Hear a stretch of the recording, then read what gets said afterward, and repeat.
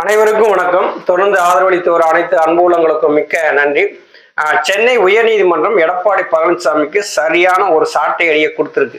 அது என்ன சாட்டை அடி அப்படின்னா, இது அதிமுகவில் இரட்டை இலை வழக்கு சம்பந்தமா ஓபிஎஸ் அவர்களுடைய கருத்தை கேட்காம எந்த முடிவு எடுக்கக்கூடாது. நீங்க 4 வார காலங்களுக்குள்ள நீங்க ஒரு உத்தரவை நீங்க பிறப்பிக்கணும்னு சொல்லி சென்னை உயர்நீதிமன்றம் தேர்தல் ஆணையத்துக்கு ஒரு உத்தரவை பிறப்பிச்சிருக்காங்க. இது எடப்பாடி பழனிசாமிக்கு மிகப்பெரிய சாட்டை அடிதான். இதுவரையிலும் அதிமுகவினுடைய வழக்குகள் எல்லாமே ஒவ்வொரு நீதிமன்றமும் ஒவ்வொரு விதமான பார்வையில பார்த்துக்கிட்டு இருந்தாங்க. ஆனா இன்னைக்கு அந்த விசாரணையில பாத்தீங்கன்னா எடப்பாடி பழனிசாமி அப்படியே தெரிச்சு நிக்கிறாரு. என்ன நம்ம இவ்வளவு தீர்ப்புகள்லாம் நம்ம இடைக்காலமா வாங்கணும், திரும்பியும் போய் ஓபிஎஸ் கிட்டே கேட்க சொல்லி நீதிபதிகள் சொல்றாங்களே அப்படின்னு சொல்லி அந்த பயம்தான், வேற பயம் எதுவுமே கிடையாது. இப்ப எடப்பாடி பழனிசாமி யார் யாரையெல்லாம் ஏமாற்றாரு பாருங்களேன். இந்த கட்சியினுடைய ஆணிவரா இருக்கக்கூடிய தொண்டர்களை ஏமாற்றிருக்காரு, தேர்தல் ஆணையத்தை ஏமாற்றிருக்காரு, நீதிமன்றத்தையும் ஏமாற்றிருக்காரு. தேர்தல் ஆணையத்திட்ட எப்படி ஏமாற்றாரு அப்படின்னா, ஒருங்கிணைப்பாளர் கையெழுத்து கூட இல்லாம எடப்பாடி பழனிசாமியை அதிமுக செயற்குழு பொதுக்குழு கூடி இடைக்கால பொதுச் செயலாளர் தேர்ந்தெடுத்திருக்காங்க. அதுக்கடுத்து பாத்தீங்கன்னா பொதுச் செயலாளர்னு சொல்லி தேர்ந்தெடுத்துட்டாங்க. பொதுச் செயலாளர்னு சொல்லி தேர்ந்தெடுத்த உடனேயே அதனுடைய டாக்குமெண்ட்டை கொண்டு போய் தேர்தல் ஆணையத்தை கொடுக்குறாங்க. அதோட எதை கொடுக்குறாங்க, இணை ஒருங்கிணைப்பாளர் பதவியை ராஜினாமா பண்ண அந்த கடிதத்தையும் கொடுக்குறாங்க. அதிமுக சம்பந்தமா ஒரு வழக்கு விசாரணைக்கு வருது. அது எடப்பாடி பழனிசாமி ஒரு மனுவை தாக்கல் பண்றாரு. அந்த மனுவில் என்ன குறிப்பிட்டிருந்தாரு, பொதுச் செயலாளர்னு ஒரு குறிப்பிட்டிருந்தாரு. நீதிபதிகள் கேட்டாங்க, நீ இணை ஒருங்கிணைப்பாளர்னு இருக்கும்போது எப்படி நீங்க பொதுச் செயலாளர்னு சொல்லி நீங்க இது போட்டீங்க அப்படின்னு கேட்கும்போது, அங்க எடப்பாடி பழனிசாமி நீதிமன்றத்துல மன்னிப்பு கேட்கிறாரு. பின்னாடி இணை ஒருங்கிணைப்பாளர் அப்படின்னு தான் கொடுக்குறாரு. இப்ப தேர்தல் ஆணையத்துல இணை ஒருங்கிணைப்பாளர் பதவியை ராஜினாமா பண்றாரு. நீதிமன்றத்துல இணை ஒருங்கிணைப்பாளர்னு சொல்லிவிட்டு கையெழுத்து போட்டு கொடுக்குறாரு. ஆனா எப்படி பொதுச் செயலாளர்னு கையெழுத்து போட்டு செயற்குழு பொதுக்குழு கூட்டுறாங்க? அதிமுகவில் இருக்க கூட செயற்குழு உறுப்பினர்களையும் பொதுக்குழு உறுப்பினர்களையும் எடப்பாடி பழனிசாமி ஏமாத்துறாருன்னு தானே அர்த்தம். இன்னும் அதிமுகவுக்கு அதிகாரப்பூர்வமான பொதுச் செயலாளர் அப்படின்னு சொல்லி எடப்பாடி பழனிசாமிக்கு தேர்தல் ஆணையம் எந்த விதமான உத்தரவையும் பிறப்பிக்கல.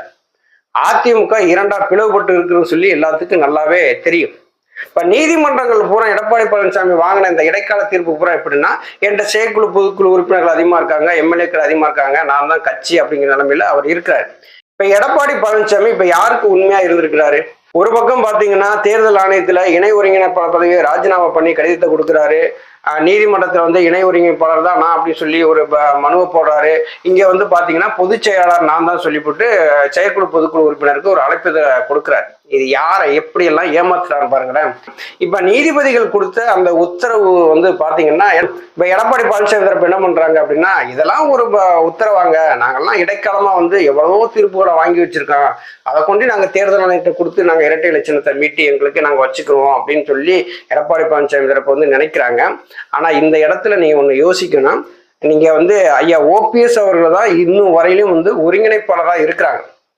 எடப்பாடி பழனிசாமி இணை ஒருங்கிணைப்பாளராக இருக்கிறார். இன்னைக்கு நீதிமன்றம் என்ன சொல்லிட்டாங்க அப்படின்னா, நீங்க ஓபிஎஸ் கருத்தை கேட்டுதான் நீங்க உத்தரவை பிறப்பிக்கணும் அப்படின்னு சொல்லும்போது, இங்க அதிமுக ஒருங்கிணைப்பதற்கான முதல் படி வந்துருச்சு அப்படிங்கிறத நம்ம புரிஞ்சுக்கிறோம். இப்ப அதிமுக ஒருங்கிணைந்தாதான் நமக்கு நல்லது. இப்ப தமிழ்நாட்டுல ஒரு எதிர் துருவ அரசியல் அதிமுக திமுக அப்படிங்கும்போது, திமுக மாற்று அதிமுக அப்படிங்கிறது தான். இப்ப நம்ம கடந்த கால அரசியல்ல பாத்தீங்கன்னா அதிமுக திமுக அதிமுக திமுக இப்படியான ஒரு அரசியல் தான் நிலவுது. புதுசா கட்சி ஆரம்பிச்சு வர்றவங்களும் என்ன பண்றாங்கன்னா, அவங்களுக்கான ஒரு பெர்சன்டேஜ் ஓட்டுகளை வாங்கிட்டு அவங்கள ஒதுங்கிறாங்க, யாரோட கூட்டணி வச்சுறாங்க. 2005 விஜயகாந்த் அவர்கள் கட்சி ஆரம்பிக்கும் போதும் பாத்தீங்கன்னா தனிச்சு நின்றார். 234 தொகுதியும் ஒரே தொகுதி விருத்தாச்சலத்துல நின்று ஜெயிச்சாரு. அடுத்து 2011 பாத்தீங்கன்னா அம்மாவோட கூட்டணி வச்சாரு, எதிர்கட்சி தலைவரா வந்தாரு. அதற்கு பின்னாடி தேமுதிகனுடைய நிலைமை பாத்தீங்கன்னா பெர்சன்டேஜ் கணக்கில் தான் யாரோட போய் ஒட்டிக்கிற மாதிரிதான் இருக்காங்க. மாற்றுன்னு வந்தவங்க எல்லாமே பாத்தீங்கன்னா அவங்க நிலையை மாற்றும் போது இங்க மாற்றுக்கான ஒரு இடமே இல்லாம போயிருது. இன்னைக்கு அதிமுக திமுக அப்படின்னா, திமுகவினுடைய அந்த எதிர்ப்பு வாக்குகளை பூரா அந்த அறுவடை செஞ்சு மொத்தமா கொள்முதல் பண்றதுக்கு ஒரு கட்சி இருக்கு அப்படின்னா அது அதிமுக தான். அதிமுக ஒன்றுபட்டால்தான் அதுவுமே நடக்கும். இரட்டை இலை வாக்குகளை ஓபிஎஸ் கருத்தை கண்டிப்பா நீங்க கேட்டே ஆகணும்னு சொல்லி நீதிமன்றங்கள் சொன்னது. இன்னைக்கு எடப்பாடி பழனிசாமி என்ன நிலைமைக்கு வந்துட்டாரு அப்படின்னா, கட்சி நம்ம கைவிட்டு போயிருமோ அப்படிங்கிற நிலைமைக்கு அவர் வந்துட்டார். எல்லா இடங்கள்லயும் ஒவ்வொரு இடங்கள்லயும் கள ஆய்வு கூட்டம் நடத்துறாங்க இல்லையா, அதெல்லாம் எப்படி நடந்துச்சு? மிகப்பெரிய அளவுல கலவரங்கள் தான் நடந்துச்சு. அடிதடி சண்டைகள், உருண்டல்கள், இந்த செய்தியாளர்கள் உள்ள செல்ல அனுமதி மறுக்கிறது, இப்படி எல்லாம் நடந்தது. தேர்தல் ஆணையம் வந்து எல்லாரையும் கூப்பிடுவாங்க, ஒரு கருத்துக்களை கேட்பாங்க. அதுல ஐயா ஓபிஎஸ் அவர்கள் வந்து சட்ட விதிகள் தான் இங்க முக்கியம். அதிமுக வேற கட்சிகள் எப்படியோ அது வந்து நமக்கு தெரியாது. அதிமுகவை பொறுத்த அளவுல சட்ட விதிகள் பிரகாரம் வந்து பொதுச் செயலாளர் தேர்ந்தெடுத்தார்களா, சட்ட விதிகள் பிரகாரம் வந்து இந்த கட்சி நடந்துகிட்டு இருக்கா, இதுதான் ரொம்ப முக்கியம். எடப்பாடி பழனிசாமி தலைமையேற்றிலிருந்து அதிமுக சட்ட விதிகளுக்கு அப்பாற்பட்டு தான் நடக்குது. அதிமுகவுடைய சட்ட விதிகளே வந்து திருத்துறாங்க. அப்படி திருத்தும் போது அதிமுகவில் வந்து சட்ட விதிகளை பார்த்து தேர்தல் ஆணையம் ஒரு முடிவு பண்ணிட்டாங்க அப்படின்னா கண்டிப்பா ஒருங்கிணைப்பாளர் ஐயா ஓபிஎஸ் அவர்கள் தான், அவங்க கையில தான் அந்த இரட்டை இலை சின்னம் வந்து சேரும். நேத்து கூட புரட்சி தலைவி அம்மா அவர்களுடைய 8ஆம் ஆண்டு நினைவு நாள் விழாவில் அங்கே அவருடைய நினைவிடத்துல போய் மலர் தூவி மரியாதை செலுத்திட்டு செய்தியாளர் சந்திப்புல ஐயா அவர்கள் பேசும்போது கூட சொன்னாங்க, கண்டிப்பா வந்து தொண்டர்கள் கைக்கு வந்து இரட்டை இலை வந்து சேரும் அப்படின்ட்டு. இப்ப யாருக்குமே உண்மையா இல்லாத எடப்பாடி பழனிசாமி எப்படி கட்சிக்கு உண்மையா இருக்க போறாரு? நீங்க தான் உணரணும். நன்றி, வணக்கம்.